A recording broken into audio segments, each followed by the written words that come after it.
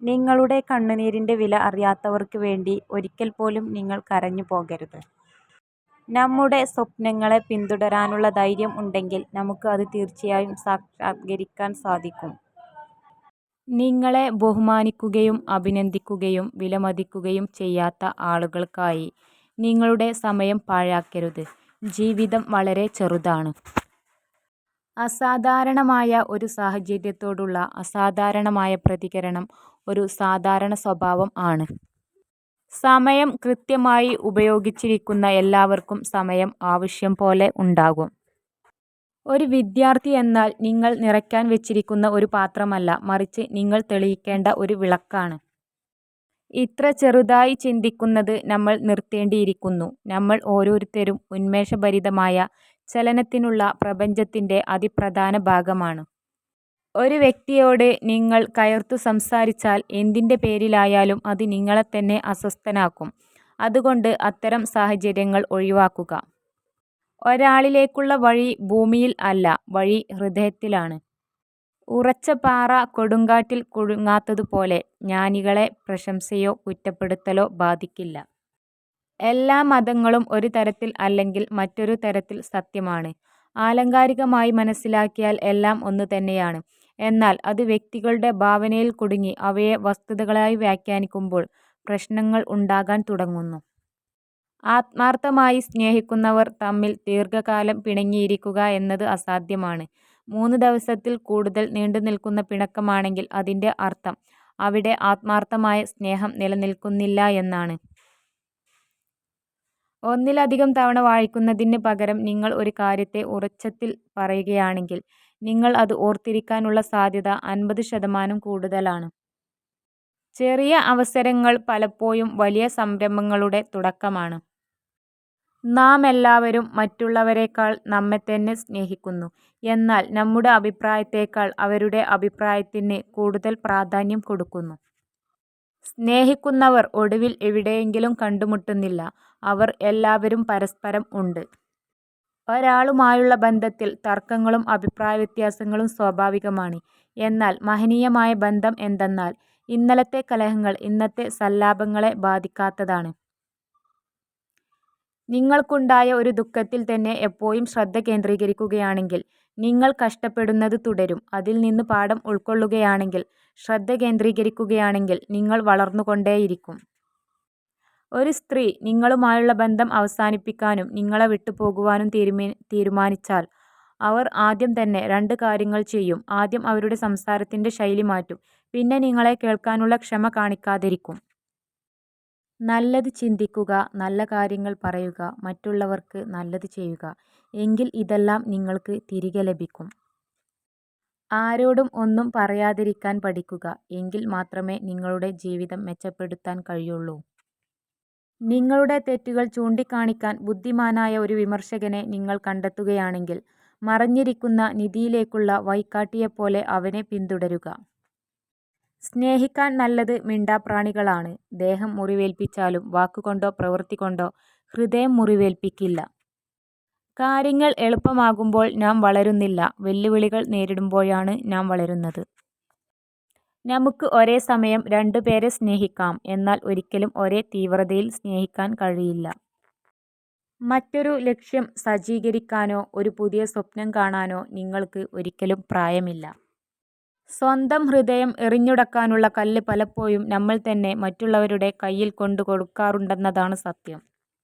നിങ്ങൾ മറ്റുള്ളവരെക്കാൾ മികച്ചവനാണെന്നും അവരെക്കാൾ കൂടുതൽ അർഹനാണെന്നും വിശ്വസിക്കുന്നത് നിങ്ങളെ വലിയ നിരാശയിലേക്ക് നയിക്കും. കാൽപ്പനിക പ്രണയം സ്ത്രീകളെക്കാൾ കൂടുതൽ പുരുഷന്മാർക്കാണ്. അവർ ആദ്യ കാഴ്ചയിൽ തന്നെ പ്രണയത്തിൽ ആകാൻ ഇഷ്ടപ്പെടുന്നു. ഓരോ സ്ത്രീകൾക്കും 2 പുരുഷന്മാരെ വേണം, ഒരാളെ വിവാഹം കഴിക്കാനും മറ്റൊരാളെ താരതമ്യം ചെയ്യാനും. എഴുന്നേറ്റു നിന്ന് സംസാരിക്കാൻ വേണ്ടത് ധൈര്യമാണ്. ശാന്തനായി ഇരുന്ന് കേൾക്കാനും ധൈര്യം ആവശ്യമാണ്. നാളെയുടെ പൂമൊട്ടുകൾ തേടി പോകുമ്പോൾ കൊഴിഞ്ഞുപോയ ഇന്നലകളെ മറക്കാതിരിക്കുക. ഒരിക്കൽ നമ്മളോടൊപ്പം ആ ഇന്നലകൾ മാത്രമേ കൂടെ ഉണ്ടായിരുന്നുള്ളൂ. മോശം സുഹൃത്തുക്കൾ നിങ്ങളുടെ നിഴലുകളിൽ നിന്ന് വ്യത്യസ്തമല്ല.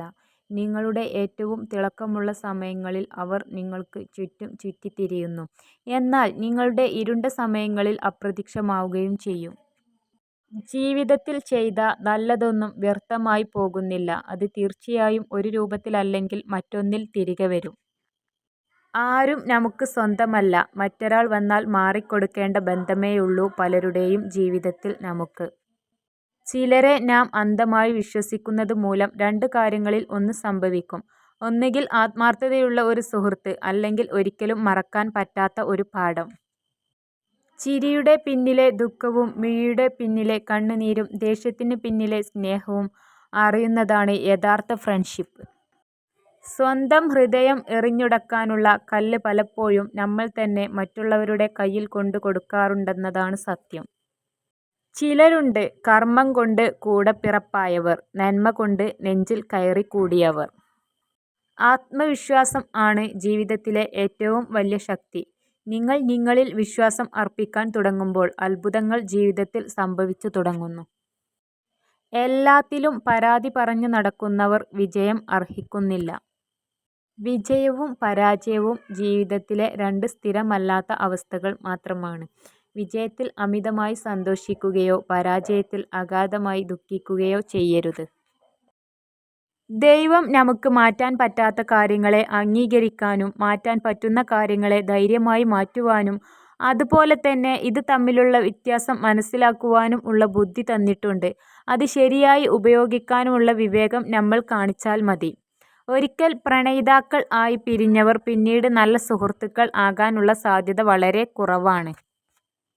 ദിവസവും 5 ഗാനങ്ങൾ കേൾക്കുന്നവർക്ക് കൂടിയ ഓർമ്മശക്തിയും പ്രതിരോധ ശക്തിയും ലഭിക്കും. ഇവർക്ക് വിഷാദരോഗം വരാനുള്ള സാധ്യത കുറവായിരിക്കും. ജീവിതത്തിലെ ഏറ്റവും വലിയ പാഠങ്ങൾ പഠിക്കുന്നവരാണ് ഏറ്റവും കൂടുതൽ പോരാടുന്ന ആളുകൾ.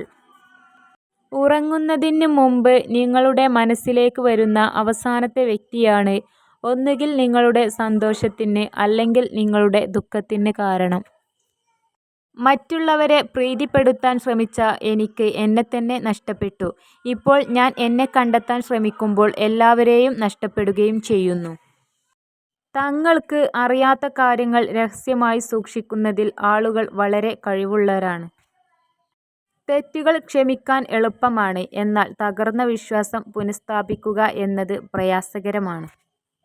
അസൂയക്കാരന് ഒരിക്കലും മനസ്സമാധാനം ഉണ്ടാകില്ല, എന്നാൽ നന്നായി ജീവിച്ചവൻ മരണത്തെപ്പോലും ഭയക്കുന്നില്ല. നമ്മുടെ ഏറ്റവും വലിയ ബലഹീനത ഉപേക്ഷിക്കുന്നതിൽ ആണ് വിജയിക്കുന്നതിനുള്ള ഏറ്റവും കൃത്യമായ മാർഗം. എല്ലായ്പ്പോഴും ഒരു തവണ കൂടി ശ്രമിക്കുക എന്നതാണ്.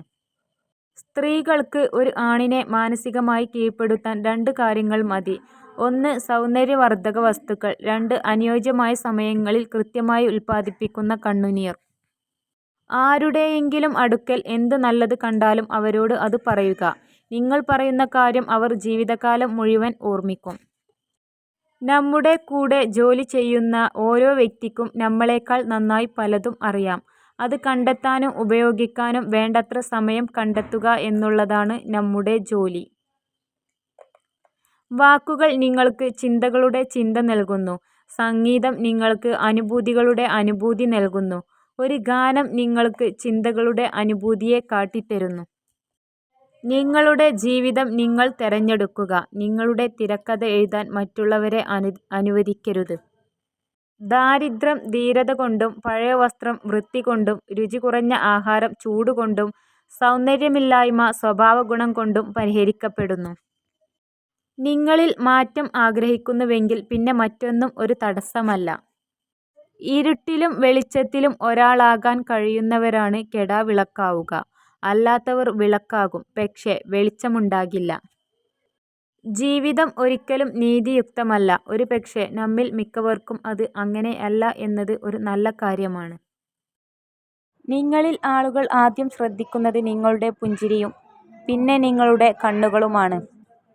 സത്യമാണെങ്കിലും സന്ദർഭം ഉചിതമല്ലെങ്കിൽ പറയരുത്.